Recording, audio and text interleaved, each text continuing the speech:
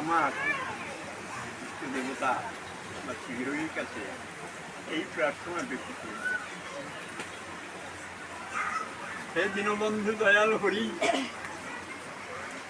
তুমি সৃষ্টি স্থিতি প্রলয়ের মালিক, তুমি সবই জানতা, তুমি সবই জানো। সবাই আমরা তোমার অবৎ সন্তান, আজ আমরা সবাই তোমার সামনে করে করে এই জন্য দাঁড়িয়েছি যেন সন্তানধারণী এই পরমাত্মা তোমার শ্রীপদে স্থান পায়, এই বলে নির্মাণ কথা বললাম। আমরা সবাই